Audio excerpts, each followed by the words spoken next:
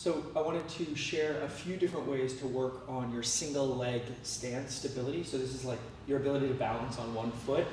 And I'll go through three sort of progressions that we might assign. So if we assign a specific one, start there, but feel free to taste test the next progression and let us know how it goes when you do that. The goal actually is to find the right amount of challenge that helps you feel the kind of dynamic nature of balancing. So you don't hold your balance, you actually move your balance, and that's a much more useful way to connect to all of the active effort that needs to go into successfully balancing on one foot. So you can do all of these in socks if you're there, or even shoes, but ideally you'd be in bare feet just to maximize the information coming to your brain from your feet. And the first variation is just simply to get on one leg and start to balance. So when you do this, if you're just starting, you want to be near something that you could put a hand on, but you're going to challenge yourself to not. So you go onto one leg, you have that support to reach out to, but you're only using it as you need to. All right? And you'll notice, like, I'm continuously finding my balance. I'm even moving my arms to help me with that. I'm not trying to lock my knee out and hold still, because that's not really balancing.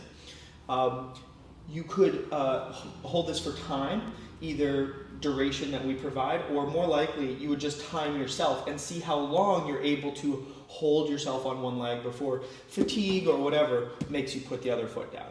And then you would repeat on the other side. So that's level one, just working on your single leg stance for time. Secondarily, you could move into doing some clocks where you're adding a little bit of dynamic reaching with the unsupported foot.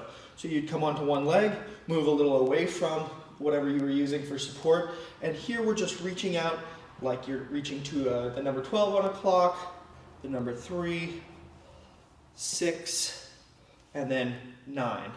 And as you keep going around this circle, you're working to touch the point as far away from you as you can while keeping all of your body weight on that balancing leg. All right? Now, if you overreach and you lose your balance a little bit, that's okay. That's just a little learning for you to know, oh, can't reach quite as far, because again, the goal is to keep balancing and build some endurance for that balancing leg.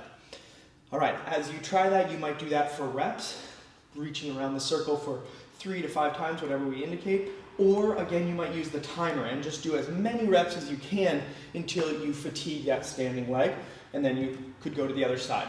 We might even ask you to record those timed sets so we can have an idea of how you're progressing over time. Finally, the last option involves using some props. So here I have a couple markers, but you could also use little, people have used essential oil bottles or little blocks.